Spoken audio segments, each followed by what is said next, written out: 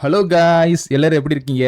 இன்னைக்கு நம்ம ஒரு மலேசியன் பேய் படத்தை தான் பார்க்க போறோம். இது 2026ல ரீசெண்டா ரிலீஸ் ஆயிருக்கிற படம். இந்த படத்தோட பேரு மிக்கேல் பெம்ப்ரு டியோ ஆலம். ஆக்சுவலா இதுக்கு முன்னாடி போட்ட ஒரு மூவில ஒரு மலேசியன் பேய் படத்தை இந்தோனேசியன் பேய் படம் அப்படின்னு மென்ஷன் பண்ணிருப்பேன். நான் கவனிக்காம விட்டுட்டேன். அதுக்கு சாரி காய்ஸ். நிறைய பேர் கமெண்ட்ல மென்ஷன் பண்ணிருந்தீங்க, ரொம்பவே நன்றி கமெண்ட்ல மென்ஷன் பண்ணதுக்கு. சரி, ஓகே, நம்ம சீக்கிரமாவே இந்த படத்தோட கதைக்குள்ள போயிடலாம். இந்த படம் ஒரு super natural action horror comedy அப்படி சொல்லிட்டு எல்லா விதமான ஜானர்லயுமே இதை எடுத்திருக்காங்க. இந்த படம் கொஞ்சம் வித்தியாசமான பேய் படம். நம்ம சீக்கிரமாவே இந்த படத்தோட கதைக்குள்ள போயிடலாம். படத்தோட ஓப்பனிங் சீன்லயே ஒரு சில இன்ஃபர்மேஷனை நமக்கு சொல்லிட்டு தான் படத்தை ஆரம்பிக்கிறாங்க. அதாவது வேட்டையாடுறவங்க அப்படின்னா ரெண்டு உலகத்தையுமே பாதுகாக்கிற ப்ரொடெக்டர் மாதிரி. அவங்க தான் ரெண்டு உலகத்தையுமே பாதுகாக்கிற கடைசி ஆளு. அதாவது நம்ம வாழ்ந்துகிட்டு இருக்கிற இந்த உலகத்துல ரெண்டு சாம்ராஜ்யம் இருக்கு. ஒன்னு ரகசியமா இருக்கிற சாம்ராஜ்யம், இன்னொன்னு நம்ம பிசிக்கலா வாழ்ந்துகிட்டு இருக்கிற இந்த சாம்ராஜ்யம். நாம வாழ்ந்துகிட்டு இருக்கிற இந்த பிசிக்கல் உலகத்தை மந்திரவாதிகள் களிமண்ணால உருவாக்கி இருக்காங்க அப்படின்னும், அதே மாதிரி ரகசியமா இருக்கிற அந்த சாம்ராஜ்யத்தை ஜின்கள் நெருப்பால உருவாக்கி இருக்காங்க அப்படின்னும், அவங்க தான் ரூலர் அப்படின்னு அவங்க நினைச்சுக்கிட்டு இருக்கிறதுனால ரெண்டு சாம்ராஜ்யத்தையுமே அவங்க தங்களோட கட்டுப்பாட்டுக்குள்ள வச்சுக்கணும் அப்படின்னு வெறியா இருக்காங்க. ஏன்னா ஜின்களை பொறுத்த வரைக்கும் அவங்க மனுஷங்களோட உயர்ந்தவங்க அப்படின்னு நினைக்கிறாங்க. அதனால ரெண்டு ரிலமுக்கு நடுவுல போர்கள் வெடிக்க ஆரம்பிச்சிச்சு. இந்த மந்திர சக்தியில் இருக்கிற வேட்டையாடிகள் அப்படி சொல்லப்படுற மனுஷங்க அவங்க தான் ஜின்கள்ட்ட இருந்து நம்ம உலகத்தை பாதுகாக்கிறாங்க. ஆதி காலத்துல இருந்தே இந்த பவர் இருக்கிற அந்த வீரர்கள் இதுக்காகவே ட்ரெயின் ஆயிருக்காங்க. இப்ப அவங்களோட சந்ததிகள் அந்த வேலையை பார்த்துக்கிட்டு இருக்காங்க. அவங்கள பொறுத்த வரைக்கும் அவங்க என்ன நினைக்கிறாங்களோ அதை பண்ணுவாங்க. இந்த ஹண்டர்ஸ் அப்படின்னு சொல்லப்படுற இந்த புனிதமான இந்த வீரர்கள் கண்டுபிடிக்கப்பட்டு துரோகத்தால அவங்க மனிதர்களே கொல்ற நிலைமைக்கு போச்சுன்னா, அதாவது தங்களோட சொந்த காரணத்துக்காக அவங்க கொலைகள் செய்தா அவங்க அவங்களோட புனித தன்மையை இழந்துடுவாங்க. இவங்க தான் ஹண்டர்ஸ் அப்படின்னு சொல்லிட்டு தான் இந்த படத்தை ஆரம்பிக்கிறாங்க. படத்தோட ஓப்பனிங் சீன்லயே இந்த மத போதனைகளை சொல்லி கொடுக்கிற ஒரு ஸ்கூல்ல தான் கட்டுறாங்க. அந்த ஸ்கூல்ல ஒரு 3 ஸ்டூடெண்ட்ஸ் படிச்சு முடிச்சுட்டு அங்கிருந்து தங்களோட வீட்டுக்கு கிளம்பிக்கிட்டு இருக்காங்க. அப்ப அந்த சாரும் இருட்ட போது கொஞ்சம் சீக்கிரமா போங்க அப்படின்னு சொல்லி அனுப்ப, சரி சார் அப்படின்னு சொல்லிட்டு கடைசியா போன ஆரிப்பா அப்படிங்கிற அந்த சின்ன பையன் சார் கிட்ட சொல்லிட்டு அங்கிருந்து கிளம்புறான். அவன் போன அடுத்த செகண்ட் அங்கிருந்த லைட் மினுக் மினுக் அப்படின்னு விட்டு விட்டு எரியறத அந்த சாரும் பாக்குறாரு. அப்படி கட் பண்ணி நைட்டு காட்டுறாங்க. ஆரிப்பும் லைட் எடுத்துக்கிட்டு ஏதோ வெளியில வந்திருக்கான் போல.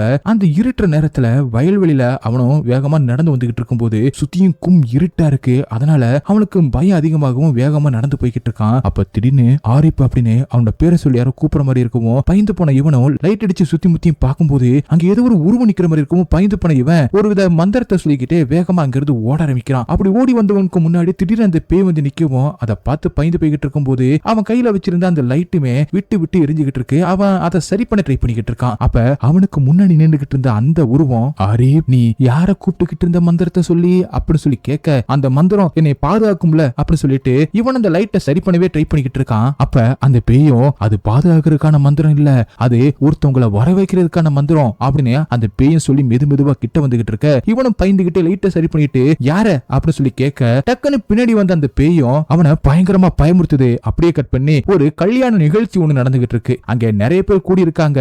அங்க மேரேஜுமே நடந்துகிட்டு இருக்கு. அப்ப திடீர்னு எல்லாருமே ஒரு இடத்தை பார்த்து பயந்து அங்கிருந்து திருச்சி ஓட ஆரம்பிக்கிறாங்க. என்னன்னு பார்த்தா இந்த ஆரிஃப் அப்படின்னு சொல்லப்படுற இந்த பையன் கையில பெரிய கத்தி எடுத்துக்கிட்டு கண்ணுல படுற எல்லாருமே கொடூரமா கொல்றான். நடுவுல பொண்ணு மாப்பிளையும் மாட்ட அவங்களுமே கொடூரமா கொன்னு போடுறான். கொன்னு போட்டுட்டு எல்லா பணங்களையும் எடுத்துட்டு வந்து ஒரு இடத்துல வைக்க, அப்பதான் திடீர்னு அவனுக்கு சுயநினைவு வருது. தான் என்ன காரியம் பண்ணிட்டா அப்படின்னு சொல்லிட்டு அவனும் பயந்து நடுங்குறான். அப்படியே கட் பண்ணி நம்ம படத்தோட ஹீரோவை தான் காட்டுறாங்க. ஹீரோ ஒரு பேய் ஓட்டுற, அதாவது பேய்களை ஜின்களை வேட்டையாடுற ஒரு நபர். இப்ப ஒரு சமாதியை தோண்டி அந்த சமாதிக்குள்ள ஒரு பிணம் இருக்கு. ஆனா அது அழுகவே இல்ல, அப்படியே இருக்கு. அதை பார்த்தா அது பிணம் மாதிரி தெரியல, அது ஒரு ஜின் போல. அந்த பிணத்துல இருந்து ஊசி மாதிரி எதையோ ஹீரோவை எடுத்து வச்சுக்கிட்டு இருக்கும்போது அந்த பேயும் அப்படியே வெளியில வந்துருது. அதே நேரத்துல ஹீரோவோட அம்மாவும் கால் பண்ண, அந்த கால் எடுக்கலாம் அப்படின்னு போகும்போது அந்த ஜின் அங்கே வந்து ஹீரோவை அட்டாக் பண்ண ஆரம்பிக்க, எங்க அம்மா கிட்ட கூட நீ பேச விட மாட்டியா அப்படின்னு சொல்லிட்டு அந்த ஜின்னை ஹீரோவை அட்டாக் பண்ண ஆரம்பிக்கிறாரு.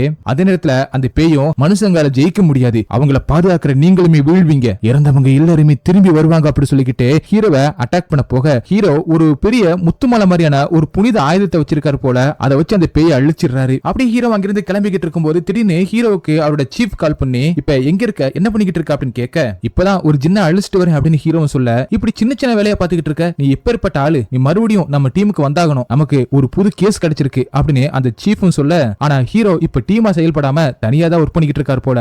அதுக்கப்புறம் தான் அந்த சீஃபும் 3 நாளைக்குள்ள நிறைய பேர் இறந்து போயிருக்காங்க. ஒரு பையன் ஹாக்கி விளையாடும் போது தன்னோட ஃப்ரெண்ட்ஸ் அடிச்சே கொண்டு இருக்கான். ஒரு பொண்ணு பிறந்த நாள் கொண்டாடிக்கிட்டு இருக்கும் போது அந்த பொண்ணு சத்தமா கூட பேச மாட்டாளாம், திடீர்னு தன்னோட ஃப்ரெண்டையே கொண்டு இருக்கா. அதுக்கப்புறம் ஒரு மாமியார் தன்னோட மருமகளை கிணத்துல தள்ளி விட்டு கொண்டு இருக்காங்க. இப்படி இது எல்லாமே தொடர்ச்சியா 3 நாளுக்குள்ள நடந்திருக்கு அப்படின்னு ஹீரோ கிட்ட சீஃபும் சொல்ல, இதுக்கு நிறைய காரணங்கள் இருக்கலாம், இப்பெல்லாம் மக்கள் ரொம்பவே பைத்தியமாயிடுறாங்க, அதுக்கு நிறைய காரணங்கள் இருக்கு, அதனால கூட கொலை நடந்திருக்கலாம்ல அப்படின்னு ஹீரோவும் சொல்ல, அதுக்கு சீஃபும் இல்ல இது எல்லாமே நார்மலா நடந்த மாதிரி தெரியல. நீ முதல்ல அந்த இடத்துக்கு போயிட்டு அந்த இடத்துல என்ன நடந்திருக்கு அப்படிங்கறத எனக்கு ரிப்போர்ட் பண்ணு. உன் தங்கச்சி இப்ப உன் கூட இல்ல, நீ இப்ப தனியா தான் ஒர்க் பண்ற, இருந்தாலும் உனக்காக ஒரு டீமை நான் ஆக்டிவேட் பண்றேன், அவங்க உனக்கு ஹெல்ப் பண்ணுவாங்க அப்படின்னு சீஃபும் சொல்ல, எனக்கு எந்த ஒரு டீமும் வேணாம், அவங்களால எனக்கு எந்த ஒரு ஹெல்ப்பும் பண்ண முடியாது அப்படின்னு ஹீரோவும் சொல்றாரு. அப்பதான் ஹீரோ தன்னோட தங்கச்சிக்கு என்ன நடந்துச்சு அப்படின்னு நினைச்சு பாக்குறாரு. ஆக்சுவலா ஹீரோவோட தங்கச்சிக்கு ஏதோ நடந்திருக்கு. அவளோட பேர் கத்திச்சா. ஹீரோவோட தங்கச்சிக்கு என்ன நடந்துச்சுன்னு தெரியல.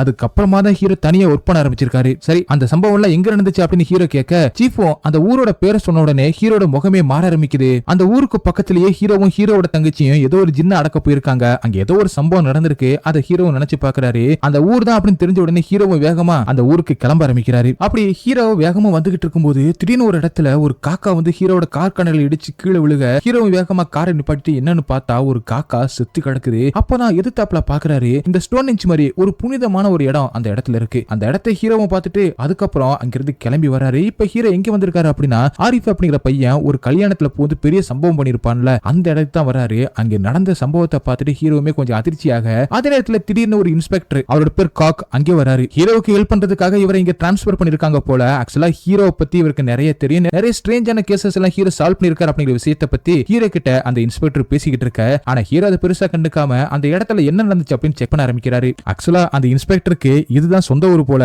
வந்ததுல இருந்து லொடன்னு வாயை நிப்பாட்டாம பேசிக்கிட்டே இருக்காரு. அது மட்டும் இல்லாம ஹீரோ கிட்ட தன்னை பத்தியும் பேசுறாரு. அவர் ஒரு அனாதை அப்படின்னும், ஒரு அனாதை ஆசிரமத்துல தான் வளர்ந்ததாவும் சொல்றாரு. அதுக்கப்புறம் ஹீரோ கிட்ட இந்த இடத்துல 25 பேர் இறந்து போயிருக்காங்க, இதோட இது 4வது கேஸ் அப்படின்னு சொல்லிக்கிட்டு பக்கத்துல இருக்கிற வீட்டுக்குள்ள வர, அப்ப ஹீரோவும் இந்த கொலையை செஞ்ச ஆரிஃபை பத்தி சொல்லுங்க அப்படி சொல்ல, அந்த பையனை என்ன மாதிரி ஒரு அனாதை தான் அப்படின்னு அந்த பையனை பத்தி அவர் ஒரு பக்கம் சொல்லிக்கிட்டு இருக்க. ஹீரோவும் அங்க ஏதாவது நெகட்டிவ் எனர்ஜி இருக்கா அப்படின்னு செக் பண்ணிட்டு இருக்காரு. அப்ப பக்கத்துல ஏதோ ஒன்னு இருக்கிற மாதிரி ஹீரோக்கு ஃபீல் ஆகவும், அப்பதான் கீழே பாக்குறாரு, அங்க இருக்கிற அந்த பீரோவை நகர்த்தின மாதிரியான ஒரு தடம் இருக்கவும், ஹீரோவும் அந்த பீரோவை நகர்த்திட்டு பார்க்கும்போது அதுக்கு பின்னாடி ஏதோ டிராயிங் மாதிரி வந்திருக்காங்க. அது எல்லாமே மந்திர மாதிரி இருக்கு. அந்த இடத்துல நெகட்டிவ் எனர்ஜி அதிகமா இருக்கு. அதே நேரத்துல அதை பார்த்த இன்ஸ்பெக்டரும் என்னது இது அப்படின்னு கேட்க, இது ஆதிகால மந்திரம் அப்படின்னு சொல்றாரு. அந்த இன்ஸ்பெக்டரும் அதை ஆச்சரியமா பாத்துக்கிட்டு இருக்கும் போது ஹீரோவும் அப்படியே ஜன்னல் வழியா வெளியில பார்க்கும்போது அங்கே யாரோ ஒருத்தவங்க பைக்ல வந்து நின்னு இந்த வீட்டை பார்த்துட்டு மறுபடியும் கிளம்புறத ஹீரோ கவனிக்கிறாரு. அதுக்கப்புறம் கீழே அந்த இறந்து கிடந்த அந்த பொணங்களை பார்த்துட்டு ஹீரோவும் இந்த பொணங்களை எல்லாத்தையுமே ஏதோ ஒரு பேட்டர்ன்ல அடிக்கிருக்காங்க, அதை செக் பண்ணா ஏதாவது தகவல் தெரியும் அப்படின்னு ஹீரோவும் சொல்ல,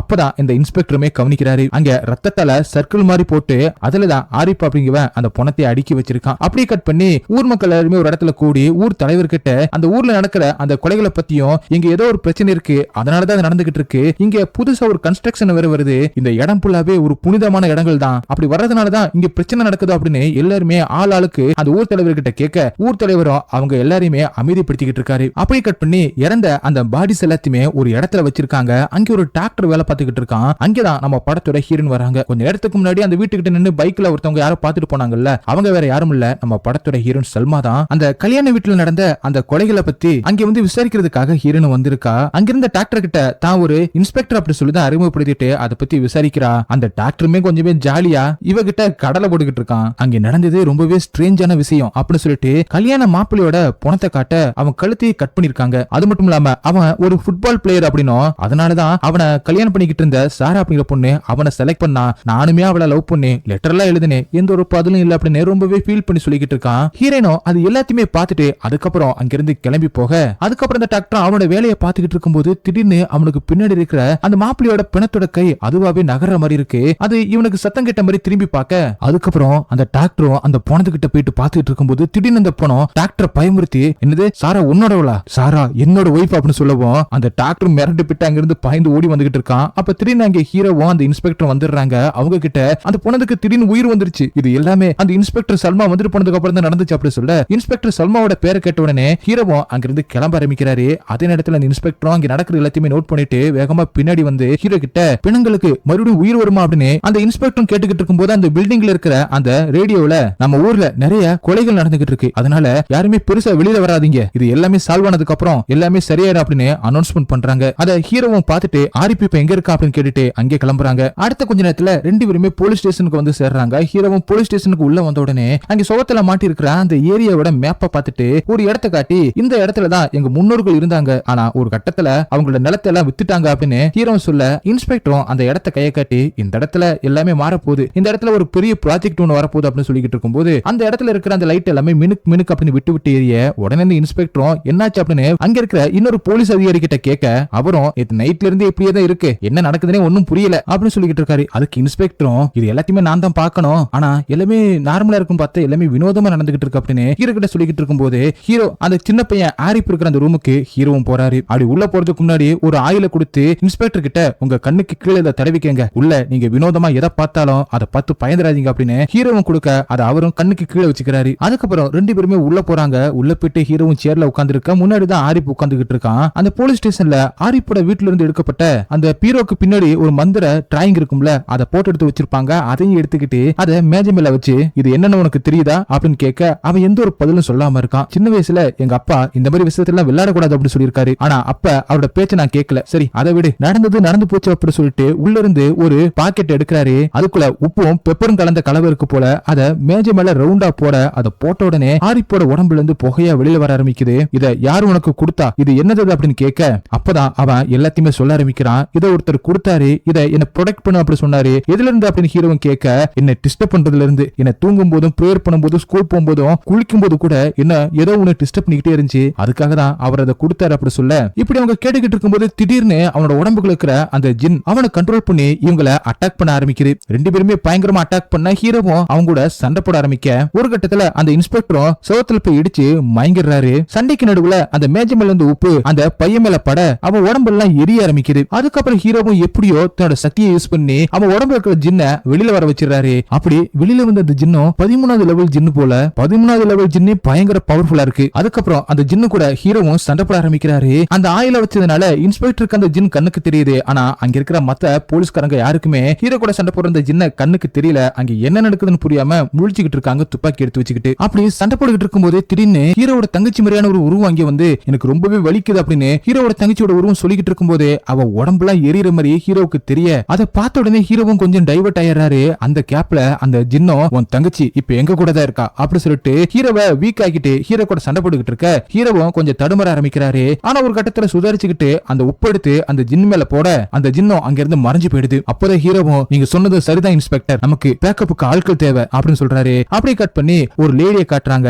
அவங்க ஒரு கடை வச்சு நடத்திக்கிட்டு இருக்காங்க. அதாவது இந்த ஹனிமூன் ட்ரிப் இதெல்லாம் போவாங்கல்ல, அந்த மாதிரியான ட்ரிப்பை ஏற்பாடு பண்ணி தருவாங்க. ஆனா அங்க வந்த நபர் அதுக்காக வரல. இந்த லேடி வெளியில இந்த மாதிரியான ஒரு கடையை வச்சுக்கிட்டு உள்ள அமானுஷ்யமான பொருட்களையும் இந்த மாதிரி தாயத்து மந்திர பொருட்கள் இந்த மாதிரியான பொருட்களை விற்கிற ஒரு ஆளா இருக்காங்க. அதனாலதான் நைஸா அவனும் வந்து என் ஃப்ரெண்டுமே இங்க வந்து அமானுஷத்துல இருந்து பாதுகாக்கிற ஒரு செயின் வாங்கினா அந்த மாதிரியான ஒரு செயின் எனக்கும் வேணும் அப்படின்னு கேட்க அவங்களும் எடுத்து கொடுத்துக்கிட்டு இருக்காங்க. அப்பதான் நம்ம படத்தோட ஹீரோவுமே இங்க வராரு. இந்த பொண்ணு ஹீரோட ஃப்ரெண்டு தான் போல.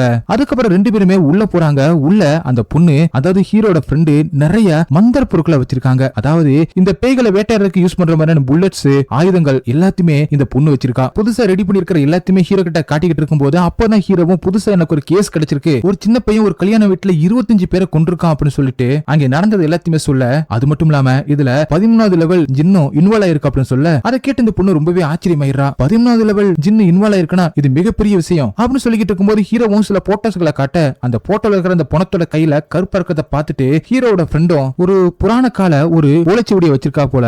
அதை எடுத்துட்டு வந்து அதுல இருக்கிறத படிச்சு காட்டுறா. யாரு அந்த சக்தி வாய்ந்த புனித ஆயுதத்தை அடைய நினைக்கிறாங்களோ அவங்களோட கை இப்படி கருப்பா மாறும் அப்படின்னும், அதுக்கப்புறம் 7 பாதுகாவலர்கள் தொடர்ந்து 7 பாவங்களை பண்ணாங்கன்னா ஜின் உலகத்தோட இளவரசன் இந்த சாம்ராஜ்யத்துக்கு வந்து உலகத்தையே அழிச்சிருவான் அப்படின்னும், அவனை தடுக்கிறதுக்கான ஒரே வழி அந்த புனித ஆயுதத்தால மட்டும்தான் தடுக்க முடியும் அப்படின்னு போட்டிருக்கு. புனித ஆயுதமா அப்படின்னு ஹீரோவும் யோசிச்சுக்கிட்டு இருக்கும் போது அப்பதான் அந்த ஜின் கூட சண்டை போடும் போது தன்னோட தங்கச்சியோட உருவத்தை ஹீரோ பார்த்தத தன்னோட ஃப்ரெண்டு கிட்ட சொல்ல ஹீரோ தன்னோட தங்கச்சிய 2 வருஷமா ஜின்னோட உலகத்திலையும் நம்ம உலகத்தையும் தேடிக்கிட்டு தான் இருந்திருக்காரு. ஆனா திடீர்னு இந்த ஊர்ல ஹீரோக்கு தெரிஞ்சிருக்கவும் இதுல தன்னோட தங்கச்சியுமே இன்வால்வ் ஆயிருப்போலோ அப்படின்னு சந்தேகம் உங்களுக்கு வருது. அப்படி அவங்க பேசிக்கிட்டு இருக்கும் போது திடீர்னு அங்க இருக்கிற லைட் எல்லாம் அணைஞ்சு எரியுது. என்ன இப்படி திடீர்னு நடக்குது அப்படி சொல்லிட்டு எல்லாருமே வெளியில வராங்க. அதே மாதிரி ஹீரோவும் ஹீரோவோட ஃப்ரெண்டுமே வெளியில வந்து பார்க்கும்போது ஒரே தவள மழைய பெய்யுது. அங்க ஏதோ ஒண்ணு நடக்க போகுது அப்படிங்கிறதுக்கான அறிகுறி தான் அது. இப்படி அவங்க 2 பேருமே பாத்துக்கிட்டு இருக்கும்போது திடீர்னு புகமூட்டத்துக்குள்ள இருந்து படை தளபதி மாதிரியான ஒருத்தன் ஜின்களை கூட்டிக்கிட்டு இந்த உலகத்துக்கு வரான். ஹீரோவும் அவங்கள சும்மா விடக்கூடாதுன்னு ஒரு முடிவு பண்ணிட்டாரு போல. அதனால தன்னோட ஃப்ரெண்டு கிட்ட 1 நிமிஷம் அப்படின்னு சொல்றாரு. 1 நிமிஷம்னா ஹீரோ 2 உலகத்துக்கும் போயிட்டு வரதுக்கான ஒரு வழி வச்சிருக்காரு. அப்படி அந்த உலகத்துக்கு போயிட்டாருன்னா திரும்ப உயிரோட கொண்டு வரதுக்கு பேட்டரி மூலமா ஷாக் கொடுக்கணும். அதத்தான் 1 நிமிஷம் அப்படின்னு ஹீரோ சொல்ல உடனே ஹீரோட ஃப்ரெண்ட் அதுக்கு ரெடி ஆகுறாங்க.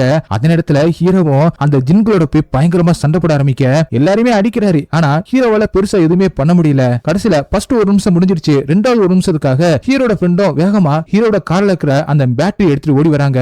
அதே நேரத்துல ஹீரோவும் அந்த உலகத்துக்கு போயிட்டு தன்னோட சக்தியை வச்சு பயங்கரமா தாக்குறாரு. எல்லா ஜின்னுகளையும் அழிச்சதுக்கு அப்புறம் நம்ம உலகத்துல ஹீரோ மயக்கத்துல இருக்க அப்பதான் திடீர்னு ஹீரோட தங்கச்சியோட உருவத்துல வந்த ஒரு உருவம் அது ஹீரோட தங்கச்சி தான் போல ஜின்னோட உலகத்துல மாட்டிக்கிட்டாங்க. அதனால ஜின்னாவே மாறிட்டாங்க போல. அவங்க ஹீரோ போட்டு பயங்கரமா அடிக்கிறாங்க. இங்க ஹீரோவோட ஃப்ரெண்டுமே ஷாக் கொடுத்து எவ்வளவோ ட்ரை பண்றாங்க. ஆனா ஹீரோ முழிக்கிற மாதிரி தெரியல. அப்ப அங்க ஏதோ ஒரு ஊசி மாதிரி இருக்கவும் அதை எடுத்து குத்தலாம் அப்படின்னு போகும்போது கடைசியில எப்படி ஹீரோவும் போராடி நம்ம உலகத்துக்கு வந்துடுறாரு. இப்ப ஹீரோவோட ஃப்ரெண்டும் ஹீரோவை பயங்கரமா திட்டுறாங்க. இந்த மாதிரி விஷயத்துல இன்வால்வ் பண்ண விடாத, நான் ஏற்கனவே பயந்தாங்குழி, என்னால இவ்வளவு தைரியமால எதுவும் பண்ண முடியாது அப்படின்னு திட்டிட்டு அங்கிருந்து கிளம்புறதுக்கு எந்திரிக்கிறாங்க. அப்ப ஹீரோவும் என்னோட அந்த ஊருக்கு நீ வரியா அப்படின்னு கேட்க என்னால வர முடியாது, எனக்கு கடை இருக்கு, இந்த ஷூட் பண்றது இந்த மாதிரி பேய்களோட சண்டை போடுறது எல்லாமே உன்னோட வேலை, என்ன இதுல இழுக்காது அப்படின்னு சொல்றாங்க. நமக்குன்னு ஒரு ரெஸ்பான்சிபிலிட்டி இருக்குல்ல அப்படின்னு ஹீரோ சொல்ல ஒரு புண்ணாக்கு இல்ல அப்படின்னு சொல்லிட்டு ஹீரோட ஃப்ரெண்டும் அங்கிருந்து எஸ் ஆயிடுறாங்க. அப்படியே சீனும் கட்டாக அடுத்த சீன்ல ஹீரோவும் தூங்கிட்டு இருக்கும்போது திடீர்னு அவருக்கு ஒரு கனவு வருது. அந்த கனவுல ஹீரோட தங்கச்சி வாங்க போலீஸ் ஹீரோ சார் அப்படி மாதிரி கூப்பிட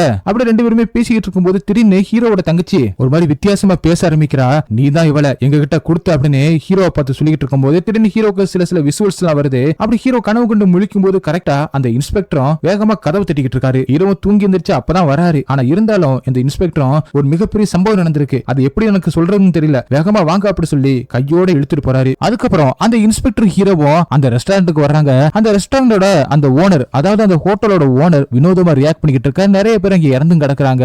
அங்க வந்த ஹீரோவுக்கு அப்புறம் தான் தெரியுது அந்த ஹோட்டல் ஓனரை ஒரு ஜின் பொசஸ் பண்ணிருக்கு அப்படின்னு. அதுக்கப்புறம் அந்த ஹோட்டல் ஓனரோட உடம்புல இருக்கிற அந்த ஜின்னுக்கும் ஹீரோக்கும் பயங்கரமான சண்டை நடக்குது. அந்த சண்டையில ஹீரோவும் பயங்கரமா அடி வாங்கவும் செய்யறாரு. ரொம்பவே போராடி சண்டை போட்டுக்கிட்டு இருக்கும்போது ஒரு கட்டத்துல ஹீரோவால முடியல, போலீஸ் இன்ஸ்பெக்டராலையும் அதை தடுக்க முடியல. அந்த இடத்துக்கு திடீர்னு ஹீரோவோட ஃப்ரெண்டு வந்து அவங்க யூஸ் பண்ற அந்த மந்திர ஆயுதத்து மூலமா ஒரு தண்ணியை தெளிக்க உங்க பாதுகாவலர் எல்லாருமே தோக்க போறாங்க, இந்த பூமியில இருக்கிற மக்கள் எல்லாரும் எங்களுக்கு அடிமையாக போறாங்க அப்படி சொல்லிக்கிட்டு அங்க இருந்து ஓடி போயிடுது. எப்படி ஹீரோவையும் அந்த இன்ஸ்பெக்டரையும் ஹீரோவோட ஃப்ரெண்டு வந்து காப்பாத்திடுறாங்க.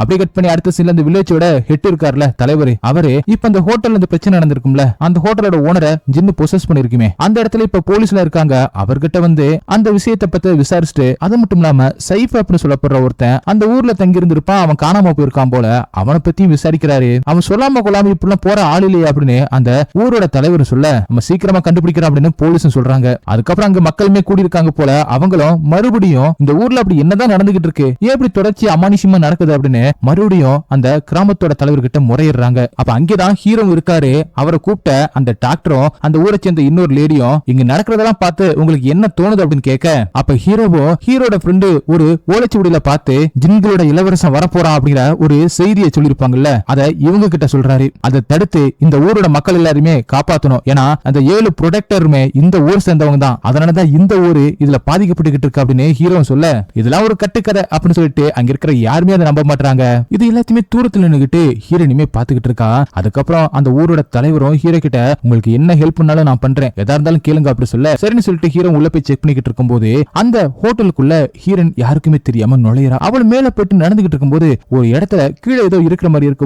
ஓபன் பண்ணி பார்த்தா அதுல ஒரு மேப் இருக்கு. அதை ஹீரோனை எடுத்துக்கிட்டு இருக்கும்போது அந்த சத்தம் ஹீரோக்கு கேட்கவும் ரெண்டு பேருமே நேருக்கு நேரு சந்திச்சுக்கிறாங்க. அவ அந்த மேப் எடுத்துட்டு போயிடுவா அப்படி சொல்லிட்டு ஹீரோவும் அவ கூட பயங்கரமா சண்டை போட, ஆனா ஹீரோன் ஹீரோவோட பயங்கரமா சண்டை போடுறா. ரெண்டு பேரும் தொடர்ந்து சண்டை போட்டுக்கிட்டே இருக்கும்போது ஒரு கட்டத்துல மேப்ப ரெண்டு பேரும் பாதியை கிழிச்சிடுறாங்க. அடுத்த செகண்ட் ஹீரோன் அந்த பாதி மேப்போட அங்கிருந்து தப்பிச்சு போயிடுறா. அப்படியே சீன் கட்டாக அடுத்த சீன்ல ஹீரோவும் போலீஸ் ஸ்டேஷன்ல உட்கார்ந்துகிட்டு யோசிச்சுக்கிட்டு இருக்காரு. அவரோட கையில ஒரு தழும்பு மாதிரி ஒண்ணு இருக்கு. என்னன்னா ஹீரோட தங்கச்சியை காப்பாத்தும் போது அந்த முத்துமாலை இருக்கும்ல, அதை வச்சுதான் காப்பாத்த ட்ரை பண்ணிருப்பாரு. ஆனா அது ஹீரோட கையில காயத்தை ஏற்படுத்திருக்கும் அதோட பவர்னால. அதையும் அது மட்டும் இல்லாம இதுக்கு முன்னாடி இந்த ஊருக்கு பக்கத்திலேயே ஒரு சின்ன ஓட்டருக்கு அவங்க ட்ரை பண்ணிருப்பாங்க. அப்ப ஹீரோக்கு பின்னாடி இருந்த ஹீரோவோட தங்கச்சியுமே தன்னோட பவரை யூஸ் பண்ணிருப்பா. இந்த பவரை இனிமே நீ யூஸ் பண்ணாத, இதுல நீ இன்வால்வ் ஆகாத அப்படின்னு ஹீரோ எவ்வளவுதான் சொல்லியும் ஹீரோவோட தங்கச்சி அதை கேட்கிற மாதிரி இல்ல. தன்னோட அண்ணன் மாதிரியே தானும் இருக்கணும் அப்படின்னு அவ ஆசைப்பட்டிருக்கா. அதனாலேயே ரெண்டு பேருக்கும் சண்டை வந்திருக்கு. என்னமோ பண்ணி தொலை அப்படி சொல்லிட்டு ஹீரோவும் அங்கிருந்து கிளம்பி போயிருக்காரு. ஏன்னா இது எல்லாமே ஆபத்தான விஷயம் அப்படின்னு ஹீரோக்கு நல்லாவே தெரியும். அது எல்லாத்தையுமே நினைச்சு பார்த்துட்டு ஹீரோ இருக்கும்போது அங்க ஹீரோட ஃப்ரெண்டு வர அந்த போலீஸ் இன்ஸ்பெக்டரும் அந்த பாதி மேப்ல பைத்தியம் பிடிச்ச மாதிரி மத்தவங்களை கொலை பண்ணாங்கல்ல, அவங்களோட போட்டோ எல்லாத்தையுமே அவங்க தங்கி இருக்கிற அந்த இடத்தை வச்சு மேப்ல குறிக்க இப்ப ரீசெண்டா காணாம போன சைஃபையும் அவ எங்க தங்கி இருந்தா அப்படின்னு மேப்ல குறிக்கிறாங்க. ஆக்சுவலா ஹீரோன் கிட்ட தான் அந்த பாதி மேப் இருக்கு. அதனால மொத்தம் இதுல 6 ப்ரொடெக்டர் இருக்காங்க, 6வது தான் அந்த சைஃப் அப்படின்னு இவங்க கெஸ் பண்றாங்க. அப்பதான் ஹீரோவும் இந்த மாதிரியான விஷயங்கள் எல்லாத்தையுமே தண்ணி அதிகமா இருக்கிற அந்த இடத்துல தான் பண்ணுவாங்க அப்படின்னு சொல்லிட்டு அங்க ஒரு 6 ஓடும் அதை நோட் பண்ணிட்டு அதுக்கு பக்கத்துல இருக்கிற காட்டுக்குள்ள போய் நம்ம செக் பண்ணணும் அப்படின்னு ஹீரோவும் முடிவு பண்றாரு. அப்படியே கட் பண்ணி அடுத்த சீன்ல ஒருத்தன் சுரங்க மாதிரி இருக்கிற ஒரு இடத்துக்குள்ள போறான். அந்த இடத்துல நிறைய ரிச்சுவல் பண்ற மாதிரியான விஷயங்கள்லாம் ரெடி பண்ணி வச்சிருக்கான். அந்த இடத்த இடத்துலதான் காணாம போன சைஃபோட உடம்பு இருக்கு. அவ இறந்து போயிட்டான் போல. இது எல்லாத்தையுமே பண்றது வேற யாரும் இல்ல, அந்த வில்லேஜோட ஹெட், அதாவது அந்த ஊரோட தலைவன் தான் அப்படின்னு இப்பதான் நமக்கு தெரிய வருது. அவன் ஒரு வித்தியாசமான கத்தி வச்சிருக்கான். அந்த கத்தியை வச்சு அந்த உடம்பை கிழிச்சு அந்த சைஃபோட அந்த இதயத்தை எடுத்து முன்னாடி நீட்ட அப்பதான் காட்டுறாங்க ஒரு இடத்துல அந்த ஜின்னோட இளவரசனை அடைச்சு வச்சிருக்காங்க போல. அந்த ஜின்னோட இளவரசன் தான் தன்னோட பவரை வச்சு இது எல்லாத்தையுமே மேனிபுலேட் பண்ணிக்கிட்டு இருக்கான். இந்தாங்க உங்களோட காணிக்கை அப்படின்னு இந்த ஊர் தலைவனு கொடுக்க, நான் சொன்னதை மட்டும் நீ நிறைவேற்றிட்டா உனக்கு நிறைய பவர் கிடைக்கும், நீ இந்த ஊர்லயே இருக்க வேண்டிய அவசியம் கிடையாது, இந்த உலகத்தையே ரூல் பண்ணலாம் அப்படின்னு ஆசை வார்த்தை சொல்லுது. அந்த ஜின்னோட இளவரசன் இவனை வச்சுதான் இந்த ஊர்ல நடக்கிற எல்லா விஷயத்தையுமே கண்ட்ரோல் பண்ணிக்கிட்டு இருக்கு போல. அந்த இதயத்தை இளவரசன் தொட்டதுக்கு அப்புறம் மறுபடியும் அதை சைஃபோட உடம்புக்குள்ள வச்ச உடனே சைஃபும் ஒரு ஜின்னா மாறிடுறான். இப்ப இவங்க எல்லாருமே காட்டுக்குள்ள எதுக்காக வந்திருக்காங்கன்னா அந்த புனித ஆயுதம் இருக்குல்ல அதை கண்டுபிடிக்கிறதுக்காக வந்திருக்காங்க. 3 பேரும் உள்ள வந்து தேடிக்கிட்டு இருக்கும் போது அது எங்க இருக்கு அப்படிங்கறத கண்டுபிடிக்கிறதுக்காக ஹீரோட ஃப்ரெண்டும் ஒரு செயின் மாதிரி இருக்கு அதை தொங்க விட்ட உடனே அந்த ஆயுதம் இருக்கிற அந்த பக்கமா அது முன்னாடி இழுத்துட்டு போக அவங்க எல்லாருமே பேசிக்கிட்டே போய்கிட்டு இருக்காங்க. ஆனா பின்னாடி வந்த ஹீரோவுக்கு அவரோட தங்கச்சி அவரை கூப்பிட மாதிரி சத்தம் கேட்கவும் அவரும் இன்னொரு பக்கமா போயிடுறாரு. இங்க அதை ஃபாலோ பண்ணிட்டு வந்தவங்க ஒரு இடத்தை கண்டுபிடிக்கிறாங்க. அந்த இடத்துலதான் அந்த ஆயுதம் இருக்கணும் அப்படின்னு அவங்க சுத்தி முத்தியும் பாத்துக்கிட்டு இருக்கும்போது ஒரு மர வேருக்குள்ளதான் அந்த ஆயுதம் இருக்கு. அதே நேரத்துல இங்க ஹீரோவோட கண்ணுக்கு ஹீரோவோட தங்கச்சி தெரியறா. ஆனா ஹீரோட தங்கச்சி உன்னாலதான் நான் இறந்து போனேன் அப்படின்ற மாதிரி ஹீரோவை குற்ற உணர்ச்சிக்கு தூண்ட ஹீரோவும் அதே நினைச்சு கொஞ்சம் வீக்காக ஆரம்பிக்கிறாரு. அந்த நேரத்துல ஹீரோட தங்கச்சி அவளை இப்ப ஜின்னா இருக்கால அவ ஹீரோவை அட்டாக் பண்ண ஆரம்பிக்க 2 பேருக்குள்ளயும் பயங்கரமா சண்டை நடந்துகிட்டு இருக்கு. அதே நேரத்துல இங்க அந்த ஆயுதத்தை இப்ப இன்ஸ்பெக்டர் தான் பாக்குறாரு. அப்படி பாத்துக்கிட்டு இருக்கும்போது இன்ஸ்பெக்டருக்கு கமிஷனர் ஆகணும் அப்படின்னு ஒரு ஆசை இருக்கு. அந்த ஆசையை தூண்டுற மாதிரி ஒரு குரல் கேக்குது. அடுத்த செகண்டே திரும்பி பார்த்தா பக்கத்துல ஜின்னா மாதிரி போன சைஃப் நிக்க அந்த ஜின்னும் இப்ப அவங்க 2 பேருமே பயங்கரமா தாக்க ஆரம்பிக்க அந்த இடத்துக்கு ஹீரோனுமே வந்துடுறா. ஹீரோனுமே தான் பங்குக்கு அந்த ஜின்னை தாக்க, ஆனா அந்த ஜின் ரொம்பவே பவர்ஃபுல்லா இருக்கு, அவங்களால சமாளிக்க முடியல. அப்பதான் ஹீரோவுக்கு அந்த சத்தம் கேட்க இந்த பக்கமா திரும்பி பார்த்தா அங்க நின்னுகிட்டு இருந்த ஹீரோவோட தங்கச்சியை காணோம். அதுக்கப்புறம் ஹீரோவும் அங்கே வந்து அந்த ஜின் கிட்ட பயங்கரமா சண்டை போட அந்த ஜின்னை அடிச்சு படுக்க வச்சதுக்கு அப்புறம் தான் ஹீரோவோட கண்ணுல அந்த ஆயுதம் தெரியுது. அந்த ஆயுதத்தை பார்த்த உடனே ஹீரோ ஒரு மாதிரி ஆயிடுறாரு. இவங்க சொல்ல கேட்காம வேகமா அந்த ஆயுதத்தை தொட்ட உடனே அந்த இடமே ஒரு மாதிரி பயங்கரமா காத்தடிக்க ஆரம்பிக்குது. ஹீரோமே அந்த ஆயுதத்தோட கண்ட்ரோலுக்கு போன மாதிரி கண்ணெல்லாம் வெள்ளையா மாற இத பத்தி இவங்க எல்லாருமே பயந்து போயிடுறாங்க. அதனால ஹீரோட ஃப்ரெண்டும் போயிட்டு ஹீரோவை சுயனுக்கு கொண்டு வரலாம் அப்படின்னு பார்த்தா ஹீரோவை தொட்ட உடனே இப்ப ஹீரோட ஃப்ரெண்டோட கண்ணுமே வெள்ளையா மாறிடுது. அப்பதான் அவளுக்கு ஒரு விஷுவல் தெரிய ஆரம்பிக்குது. அதாவது இதுக்கு முன்னாடி வாழ்ந்தவங்க ஜின்கிட்ட இருந்து இந்த உலகத்தை பாதுகாத்தவங்க, ஜின்கள் கூட சண்டை போட்டவங்க, ஜின்கள் பூமி சாம்ராஜ்யத்தை அழிச்சிடக்கூடாது அப்படிங்கிறதுக்காக ஜின்னோட இளவரசனை கட்டுப்படுத்தி சிறை வைக்கணும் அப்படிங்கிறதுக்காக ஒரு 7 மந்திரவாதிகள் சேர்ந்து அவங்க சக்தியால ஒரு ஆயுதத்தை உருவாக்குனாங்க. அந்த ஆயுதத்தின் மூலமா தங்கள் சாம்ராஜ்யத்து மேல படையெடுத்து வந்த ஜின்கள் கூட்டத்தை அடியோட அழிச்சு அந்த இளவரசனையுமே ஒரு இடத்துல சிறை வச்சிட்டாங்க. அதுல இருந்து இதுவரை அந்த இளவரசன் அந்த சிறையில தான் இருக்கான். அந்த சிறை இந்த காட்டுக்குள்ளதான் இருக்கு. அப்படியே கட் பண்ணி அடுத்த சீன்ல போலீஸ் ஸ்டேஷன்ல ஹீரோட ஃப்ரெண்டு, ஹீரோயின், போலீஸ் இன்ஸ்பெக்டர் எல்லாருமே இருக்காங்க. அப்ப ஹீரோவும் தன்னோட ஃப்ரெண்டு கிட்ட நான் திச்சாவை பார்த்தேன், அவ அந்த ஜின்னால பொசஸ் பண்ணப்பட்டிருந்தா, அப்ப உன்னோட சக்தியை வச்சு அந்த ஜின்னை விரட்டி உன்னோட தங்கச்சியை காப்பாத்திருக்கலாம்ல அப்படின்னு ஹீரோட ஃப்ரெண்டு கேட்க அது அவ்வளவு சாதாரண விஷயம் கிடையாது, அவ ரொம்பவே மாறி போயிட்டா, இப்ப அவ அவங்கள ஒரு ஆளா இருக்கா. இப்படி அவங்க சொல்லிக்கிட்டு இருக்கும் போது அந்த இன்ஸ்பெக்டரும் நான் அந்த மேப்ல இருக்கிற எல்லாத்தையுமே சரி பண்ணிட்டேன் அப்படி சொல்லி கூப்பிட அந்த மேப்பை எல்லாருமே பாத்துக்கிட்டு இருக்காங்க. அப்ப ஹீரோவும் அந்த 6 பேருக்கு நடுவுல தான் அந்த ஸ்டோனேஜ் அப்படின்னு சொல்லப்படுற அந்த ரவுண்டான அந்த பிளேஸ் இருக்கும். அந்த பிளேஸுக்கு நேரா ஹீரோவும் எல்லாருமே கனெக்ட் பண்ற மாதிரி ஒரு கோடு போட்டுட்டு ஆப்போசிட் சைடுல அதாவது காட்டு பக்கமா ஒரு கோடை போடுறாரு. அந்த இடத்துல தான் ஜின்களோட இளவரசனை லாக் பண்ணி வச்சிருக்கணும் அப்படின்னு இவங்களும் முடிவு பண்றாங்க. அதே காட்டு பகுதியில மார்க் பண்ணிருக்கிற அந்த இடத்துல தான் 7வது ப்ரொடெக்டருமே இருக்கணும் அப்படின்னு இவங்க கண்டுபிடிக்க அந்த இடத்துல தான் எங்க இடம் இருக்கு அப்படின்னு அந்த இன்ஸ்பெக்டர் சொல்றாரு. அது அவங்க வாங்கினாங்களா இல்ல பரம்பரை சொத்தானு எனக்கு தெரியல, இதெல்லாம் வச்சு பார்த்தா அந்த 7வது ப்ரொடெக்டர் நான் தானா அப்படின்ற மாதிரி நக்கலா கேட்க இவங்க முடிவே பண்ணிட்டாங்க இவன் தான் அந்த 7வது ப்ரொடெக்டர் அப்படின்னு. அப்ப இந்த இன்ஸ்பெக்டரோட ப்ராப்ளம் வரும் அப்படின்னு சொல்லிட்டு ஜெயில லாக்அப்ல அடைச்சிடுறாங்க. அதுக்கப்புறம் இவங்க 3 பேரும் அந்த ஜின்னோட இளவரசனை ரிலீஸ் பண்ணக்கூடாது, அந்த ரிச்சுவலின் தடுக்கணும் அப்படின்னு சொல்லிட்டு ஜின்களை வேட்டையாடுறதுக்கு எல்லாத்தையுமே ரெடி பண்றாங்க வேகமா. அதுக்கப்புறம் 3 பேரும் கிளம்பி வந்துகிட்டு இருக்கும்போது திடீர்னு ஹீரோ எனக்கு பசிக்குதுன்னு சொல்ல இதை சாக்கா வச்சுக்கிட்டு ஹீரோட ஃப்ரெண்டும் அப்ப எனக்கு ரொம்பவே பசிக்குது அப்படின்னு சொல்லிட்டு திரும்பி போயிடுறாங்க. ஹீரோவும் ஹீரோனுக்கு சாப்பிட கொடுத்துட்டு அப்படியே 2 பேருமே பேசிக்கிட்டு இருக்காங்க. அப்பதான் ஹீரோன் எதுக்காக இங்க வந்தா அப்படிங்கிற விஷயமே தெரிய வருது. இவ இந்த கலை பொருட்கள் இருக்கும்ல, பழங்கால ஆர்டிஃபேக்ட்ஸ், அதெல்லாம் எடுத்துட்டு போயிட்டு விக்கிற வேலையை பார்த்துக்கிட்டு இருக்கா. இந்த புனித கத்தியை பத்தி அவளுக்கு தெரிய வந்திருக்கு, அதனால எடுக்கிறதுக்காக தான் இங்க வந்திருக்கா. அதுக்கப்புறம் ஹீரோவும் ஹீரோன் கிட்ட தன்னோட தங்கச்சியை பத்தி பேசிக்கிட்டு இருக்காரு. அப்படி கட் பண்ணி இங்க போலீஸ் ஸ்டேஷனை காட்டுறாங்க. அந்த இடத்துக்கு அந்த ஊரோட தலைவன் வந்து ஹீரோட ஃப்ரெண்டு கிட்ட இதுக்கப்புறம் நான் இவனை பாத்துக்கிறேன், நீங்க போய் தூங்குங்க, உங்களுக்கு ரொம்பவே டயர்டா இருக்கும் அப்படி சொல்ல, எனக்கு தூக்கம்லாம் வரல அப்படின்னு ஹீரோட ஃப்ரெண்டு சொல்லிட்டு சரி சரி நீங்க பாத்துக்கங்க நான் போய் சாப்பிட்டு வந்துடுறேன் அப்படின்னு பசிக்கவும் அங்கிருந்து கிளம்பி போயிடுறா. அவ அங்கிருந்து போனதுக்கு அப்புறம் அந்த ஊரோட தலைவனோட வேலையை காட்ட ஆரம்பிக்கிறான். அங்க இருக்கிற அந்த இன்ஸ்பெக்டர் கிட்ட எப்படி அந்த ஜின்னோட இளவரசன் இவனை வசியம் பண்ணானோ அதே மாதிரி இவன் மூலமா அந்த ஜின்னோட இளவரசன் இப்ப போலீஸ் இன்ஸ்பெக்டர் கிட்ட நீ கமிஷனர் ஆகலாம், நீ இந்த ஊர்லயே இருக்க தேவையில்லை, இந்த உலகத்தை ஆளலாம் அப்படி சொல்லி இன்ஸ்பெக்டரை வசியம் பண்ணிடுறான். அதுக்கப்புறம் அந்த ஊரோட தலைவனும் லாக்கப்ப திறந்து விட இன்ஸ்பெக்டரும் இப்ப நேர ரொம்ப பிடிச்ச மாதிரி வெளியில வராரு. அதே நேரத்துல இங்க ஹீரோட ஃப்ரெண்டும் ஹீரோவும் ஹீரோன்னு சாப்பிட்டு இருக்கிற அந்த இடத்துக்கு வர அவனை விட்டுட்டு நீ எதுக்கு வந்திருக்க அப்படின்னு இவங்களும் கேக்குறாங்க.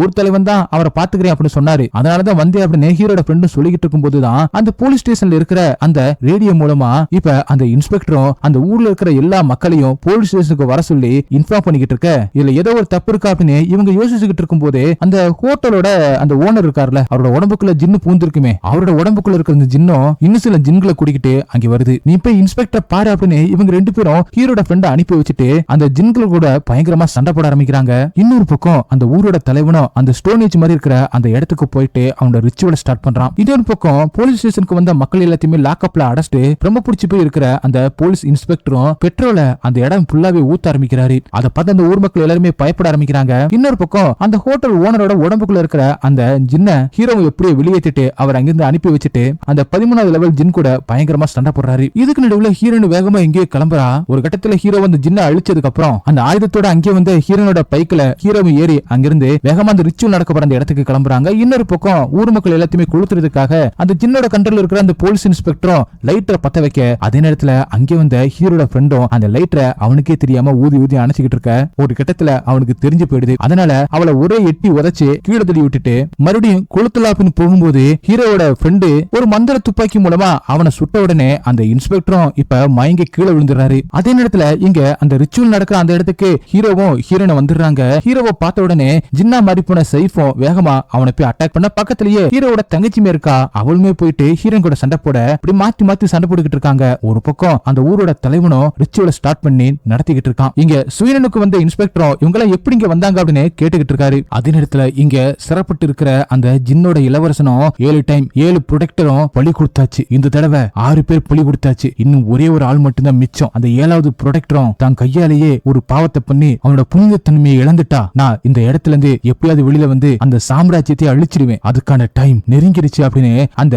இளவரசனை சொல்ல இங்க இந்த ஊரோட தலைவனும் ரிச்சுவலை தொடர்ந்து பண்ணிக்கிட்டே இருக்கான். அதே நேரத்துல ஜின்னா மாதிரி பொண்ண ஹீரோவோட தங்கச்சியும் ஹீரோனை கொல்ல ட்ரை பண்ண, அப்ப ஹீரோவும் தன்னோட தங்கச்சி கிட்ட பேசி கொஞ்சம் கொஞ்சமா அவளை சுயனுக்கு கொண்டு வர, அப்படி கொண்டு வந்துகிட்டு இருக்கும்போது திடீர்னு அந்த ஜின்னோட இளவரசன் ஹீரோட மண்டைக்குள்ள போயிட்டு அவரோட தங்கச்சி செத்து போனதுக்கு காரணம் அவர்தான் அப்படின்ற குற்ற உணர்ச்சியை தூண்ட ஆரம்பிக்க ஹீரோவும் ஒரு கட்டத்துக்குள்ள குற்ற உணர்ச்சிக்குள்ள மாட்டிக்கிறாரு. ஹீரோனும் இப்ப எந்திரிச்சு வந்து ஹீரோ சுயனுக்கு கொண்டு வர ட்ரை பண்ண, இப்ப திடீர்னு ஜின்னோட இளவரசனோட கண்ட்ரோலுக்கு போன ஹீரோவும் ஜின் சொன்னபடி ஹீரோனை கொல்ல ட்ரை பண்ண, இப்ப சுயனுக்கு வந்த ஹீரோவோட தங்கச்சி தன்னோட அண்ணன் கிட்ட வந்து பேசி கொஞ்சம் கொஞ்சமா அவரை நார்மலாக்கிக்கிட்டு இருக்கா. அதனால ஹீரோவும் ஹீரோனை விட்டுட்டு தலையை புடிச்சுக்கிட்டு இருக்கும் போது அந்த ஊரோட தலைவன் தொடர்ந்து அந்த ரிச்சுவலை பண்ணிருக்கிறத பார்த்த உடனே ஹீரோட தங்கச்சியும் அங்க போயிட்டு அவங்க கூட சண்டை போட்டு அவனை கொல்ல ட்ரை பண்ண, ஆனா ஒரு கட்டத்துல ஹீரோவோட தங்கச்சிய அந்த ஊரோட தலைவனும் கத்திய வச்சு முதுகிலே குத்திடுறான். அப்படி குத்த போற அதே நேரத்துலதான் ஹீரோவும் சுயனுக்கு வர, அதை பார்த்த உடனே பயங்கர கோவப்பட்டு அந்த புனித ஆயுதத்தை எடுத்துட்டு போயிட்டு அவங்க கூட பயங்கரமா சண்டை போட்டு ஒரு கட்டத்துல அவனை நெஞ்சிலே குத்தி கொடூரமா கொண்டுறான். அப்பதான் அவன் சாகும்போது அந்த 7வது ப்ரொடெக்டரை நீந்தான், அந்த பழியே நான் தான், நீ உன்னோட சொந்த காரணத்துக்காக ஒரு மனுஷனை கொன்னுட்ட, நீ ஒரு பாவம் பண்ணிட்ட, உன்னோட புனிதத்தை இழந்துட்ட, இப்ப ஜின்னோட இளவரசன் வெளியில வரப்போறான் அப்படி சொல்லிட்டு அவனும் செத்து போயிடுறான். ஹீரோக்கு இப்ப என்ன பண்றதுன்னே தெரியல. அதுக்கப்புறம் ஹீரோவும் தன்னோட தங்கச்சிய பாதுகாப்ப தூக்கி ஒரு இடத்துல வச்சு அவகிட்ட பேசிக்கிட்டு இருக்கும்போது அந்த இளவரசனும் அந்த சிறையில இருந்து வெளியில வந்து இப்ப பூமி சாம்ராஜ்யத்துக்கு வர ஆரம்பிக்கிறான். இப்ப ஹீரோவும் அந்த புனித ஆயுதத்தை வச்சு அந்த இளவரசனை கொல்றதுக்கு பயங்கரமா சண்டை போட 2 பேரும் பயங்கரமா சண்டை போடுறாங்க. ஒருத்தர் மாத்தி மாத்தி அடிச்சுக்கிறாங்க. ஹீரோவும் ரொம்பவே கஷ்டப்படுறாரு. அந்த ஆயுதத்தை கூட அந்த இளவரசன் உடைச்சிடுறான். 2 துண்டா வச்சிருக்கிற அந்த ஆயுதத்தை வச்சு ஹீரோவும் ரொம்பவே போராட இப்படி மாத்தி மாத்தி அடிச்சுக்கிறாங்க. ஒரு கட்டத்துல ஹீரோவும் அந்த ஆயுதத்தை வச்சு அந்த ஜின்னோட இளவரசன் நெஞ்சிலே குத்த கடைசியா ஓடி வந்து மிரிக்கவும் அப்படியே பறந்து போயிட்டு அந்த நெருப்புலயே விழ ஜின்னோட இளவரசனும் அழிஞ்சு போயிடுறான். அந்த போர்ட்டல் க்ளோஸ் ஆகும்போது ஹீரோவோட தங்கச்சியுமே அந்த ஜின்னோட உலகத்தை சேர்ந்தனால அவளையும் அந்த போர்ட்டல் உள்ள இழுத்துட்டு போயிடுது. அது எல்லாமே முடிஞ்சதுக்கு அப்புறமா தான் ஹீரோவும் தன்னோட தங்கச்சியை தேட ஆரம்பிக்க அந்த இடத்துல தன்னோட தங்கச்சி இல்லைன்னு தெரிஞ்சதுக்கு அப்புறமா தான் உண்மை ஹீரோக்கு புரிய ஆரம்பிக்குது. அதுக்கப்புறம் ஹீரோவும் ஹீரோனும் அங்க இருந்து நடந்து வந்துகிட்டு இருக்காங்க. அங்க ஹீரோட கார்ல ஹீரோட ஃப்ரெண்டு இன்ஸ்பெக்டர் வர அவங்க கிட்ட தன்னோட தங்கச்சி அந்த போர்ட்டல் இழுத்துட்டு போயிடுச்சு அப்படி சொல்ல, அப்ப ஹீரோட ஃப்ரெண்டும் கண்டிப்பா அவளை நம்ம கண்டுபிடிப்போம், அவ உயிரோட தான் இருப்பா அப்படின்னு ஹீரோட ஃப்ரெண்டு சொல்றாங்க. அவளை கண்டுபிடிக்கிறதுக்கு ஒரு டீம் வேணும் அப்படின்னு ஹீரோ சொல்ல, அப்போதான் ஹீரோனோ நான் உங்க டீம்ல வந்து சேர்றேன்னு சொல்லவே இல்லையே அப்படி சொல்ல, அப்போதான் ஹீரோட ஃப்ரெண்டும் நக்கலா ஆமாமா நீ ஒரு திருடியாச்சே, உன்னை எங்க டீம்ல சேர்க்கறத பத்தி நாங்க யோசிச்சுதான் ஆகணும் அப்படின்னு நக்கல் அடிக்க அப்படி எல்லாருமே சிரிக்க அப்படியே இந்த படம் முடியுது. இந்த படத்தோட என் கிரெடிட்ஸ்ல ஒரு ஸ்கூல்ல ஒரு பொண்ணு உட்கார்ந்துகிட்டு இருக்கும்போது அந்த பொண்ணு திடீர்னு பயங்கரமா கத்தி ஆர்ப்பாட்டம் பண்ற. அந்த பொண்ணை யாருமே கண்ட்ரோல் பண்ண முடியல, எல்லாருமே பயங்கரமா தாக்க அந்த ஸ்கூலுக்கு யாரோ ஒருத்தர் வராரு. ஆக்சுவலா ஹீரோட சீஃபோட முகத்தை படத்தோட ஆரம்பத்துல காட்டியிருக்கவே மாட்டாங்க. ஹீரோட சீஃப் தான் இப்ப அந்த இடத்துக்கு வந்திருக்காரு. இப்பதான் அவரோட முகத்தையே காட்டுறாங்க. அவரும் போன் எடுத்து போர் ஆரம்பிச்சிருச்சு அப்படி சொல்ல, அந்த பொண்ணை பொசஸ் பண்ணிருக்கிற அந்த சின்னம் அவரை பார்த்து பயங்கரமா கத்த அப்படியே இந்த படத்தை முடிக்கிறாங்க. ஓகே கைஸ், இந்த படம் உங்களுக்கு எந்த அளவுக்கு பிடிச்சிருந்துச்சு அப்படி சொல்லிட்டு கமெண்ட்ல சொல்லுங்க. உங்களுக்கு இந்த வீடியோ பிடிச்சிருந்துச்சுன்னா உடனே ஒரு லைக் தட்டி விட்டுட்டு மறந்துடாம உங்க ஃப்ரெண்ட்ஸ்க்கு ஷேர் பண்ணுங்க. அப்படி நம்ம சேனல் சப்ஸ்கிரைப் பண்ண மறந்துடாதீங்க. நெக்ஸ்ட் வீடியோல மீட் பண்ணலாம். Bye guys.